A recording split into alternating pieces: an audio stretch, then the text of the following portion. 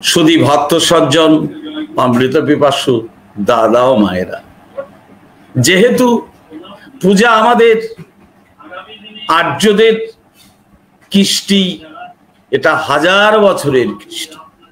এই কৃষ্টি হাজার হাজার বছর ধরে এই পূজা পার্বণ, বাঙালির 12 মাসের 13 পার্বণ, এটা চলে আসছে। এটা আমাদের শেকড়ে গ্রথিত হয়ে গেছে। এই পূজার যে বাস্তব ব্যাখ্যা ঠাকুরকে গুরুপদে বরণ না করলে আমরা বুঝতে পারতাম না। ঠাকুর অনুকূলচন্দ্রের ছোট্ট ছোট্ট বাণী, পূজা মানে তাই শরীর মনের সম্বর্ধনা বাড়িয়ে তোলা চাই। এই যে কথাটি ঠাকুর অনুকূলচন্দ্র অসংখ্য বাণী দিয়েছেন।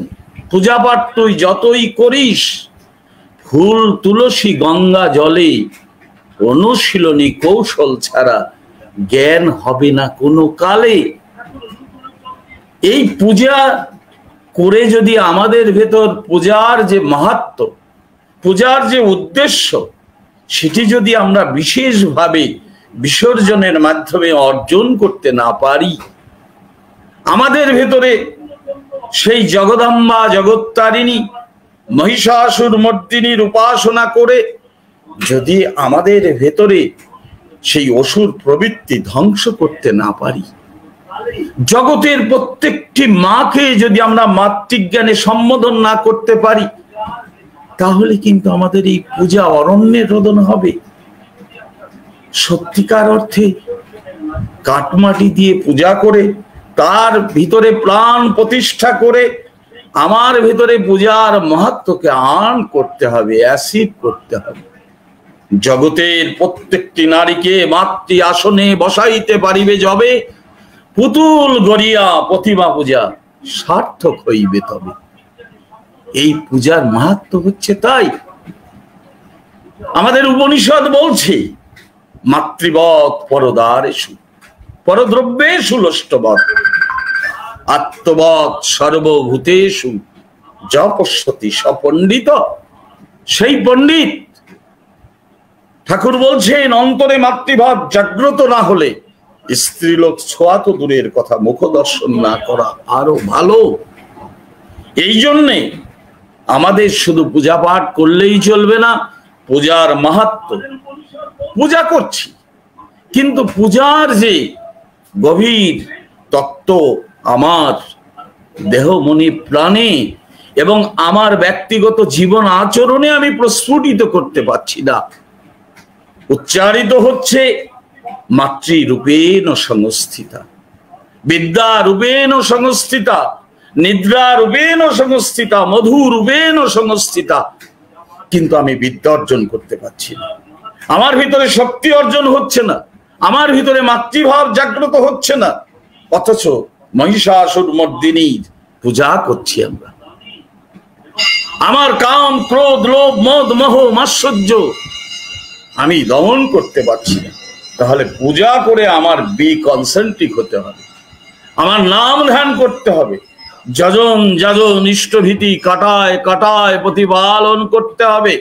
তার যে ত্রিশরণ মন্ত্র, এই যে প্যান্ডেমিক পিরিয়ড যেটাকে কোভিড-19 সারা বিশ্বকে একেবারে ভয়াল দিকে অগ্রসর করছে, ব্যক্তি জীবন, দাম্পত্য জীবন, পারিবারিক জীবন, সমাজ জীবনে ঘোর অমানিসার অন্ধকার, অথচ আমার ঠাকুর যে ত্রিশরণ মন্ত্র দিয়েছেন, পঞ্চনীতি দিয়েছেন, যজনশীল যদি আমি হতে পারি, তার যে জীবনীয় বিধি, উষা নিশায় মন্ত্র সাধন, চলাফেরায় জপ, যথাসময় ইষ্ট নির্দেশ মূর্ত করাইত, এটা কাটায় কাটায় প্রতিপালন করতে হবে। এটা যজনের একটি অঙ্গ।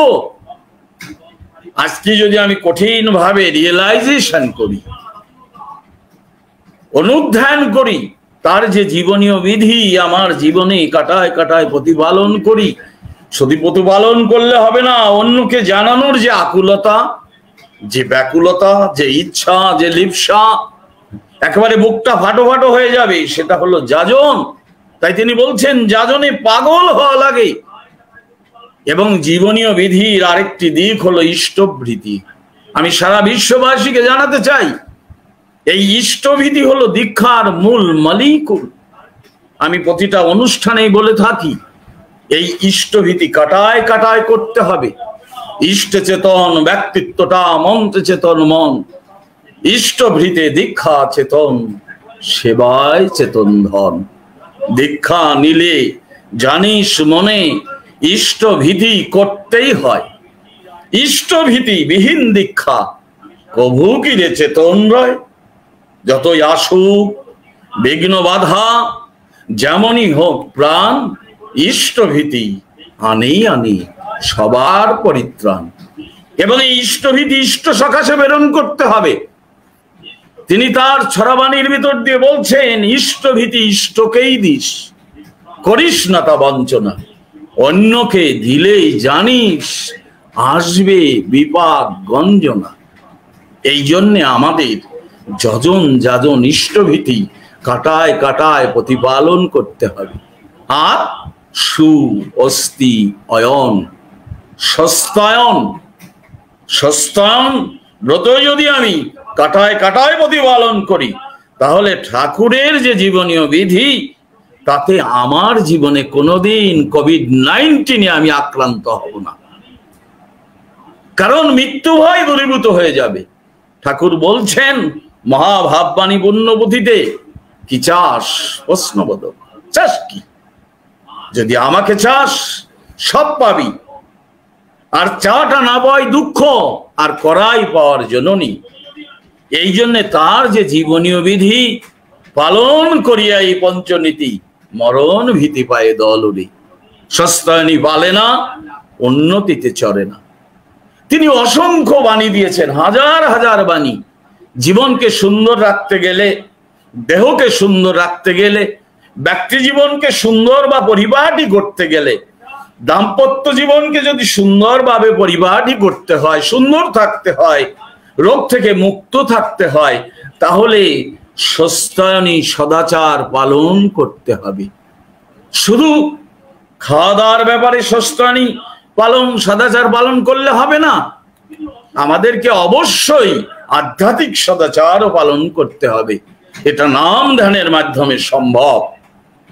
শুধু ভক্ত সজ্জন এই বিশেষভাবে অর্জনের দিনে, পুণ্য কোজাগরী লক্ষ্মী পূর্ণিমার দিনে, আমাদের এই পূজা পাঠের যে মাহাত্ম্য এবং বিশেষভাবে অর্জন করে নিতে হবে, যেন আমরা একটি বছর সুন্দরভাবে বাঁচতে পারি, বৃদ্ধি পেতে পারি।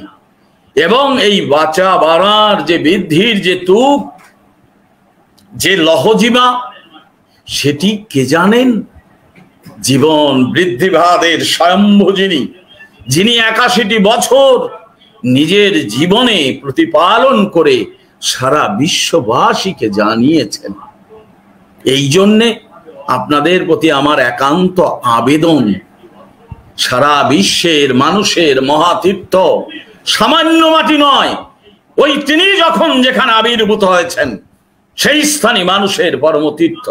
অত্যন্ত দুঃখ ভারাক্রান্ত হৃদয় নিয়ে বলতে হয়, আমরা হিমায়তপুরকে চিনি না। আজকে আমার বলতে দ্বিধা নেই, যারা আপনারা ডিসকভারি দেখেন, দেখবেন ফ্রন্টিয়ার মেলে চড়ে সেই শিখদের যিনি ধর্মীয় গুরু, ধর্মের পুরোধা পুরুষ যিনি, সেই গুরু নানকের জন্মস্থানে চলে যাচ্ছেন, জেরুজালেমে চলে যাচ্ছেন। আজকে মুসলিম ভাইরা শক্তি সামর্থ্য থাকলে, ন্যায্য সামর্থ্য থাকলে, তারা কিন্তু লক্ষ লক্ষ টাকা খরচ করে সেই মহানবীর আবির্ভাব ভূমি সেই মক্কা মুআজ্জমায় উপনীত হচ্ছেন।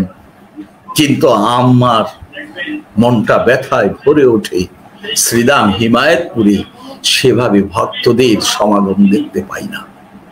কারণ ওই ভূমিতে যদি আমি উপনীত না হই, যেখানে তার চরণ স্পর্শ করেছে। তিনি বারবার বলছেন, 23 বছরে লাখবার উচ্চারণ করেছেন, আমাকে হিমায়তপুর নিয়ে চল, আমাকে মায়ের কাছে নিয়ে চল। এই জন্যে বিজয়ার এই পুণ্য লগ্নে আমি সারা বিশ্বের প্রতিটি ভক্তের অন্তর কন্দরে একেবারে অন্তর নিংড়ানো আকুতিতে প্রণাম নিবেদন পূর্বক বিনয়ের সাথে আবেদন জানাবো, আগামী পুণ্য দোল পূর্ণিমায় সারা বিশ্বের ভক্তরা এখানে আসবেন।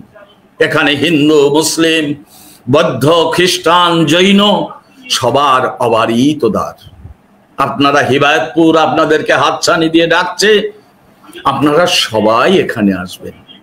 এসে তার যে পুণ্য লীলা স্মৃতি ঘেরা যে নিদর্শনগুলি আছে, বিশ্ববিজ্ঞান কেন্দ্র, তার হাতে গড়া তপবন স্কুল, মেকানিক্যাল ওয়ার্কশপ, আজও ভগ্ন দশা অবস্থায়ও একেবারে মহিরূপ ধারণ করে অশ্বত্থ বৃক্ষের মতো মাথা উঁচু করে দাঁড়িয়ে হাতছানি দিয়ে ডাকছে, যেখানে বসে তিনি সারা ভারতবর্ষের প্রতিযশা ব্যক্তিদেরকে বারবার বলেছিলেন এই ভূমিতে উপনীত হওয়ার জন্য।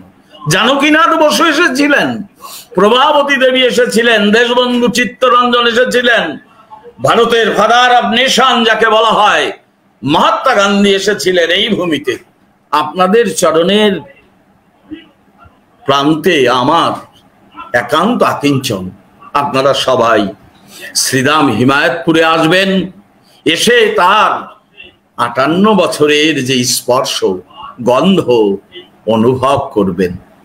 শুভ বিজয়া, শুভ কোজাগরী লক্ষ্মী পূর্ণিমার পুণ্য এই তিথিতে আপনাদের কাছে আমার একান্ত আবেদন,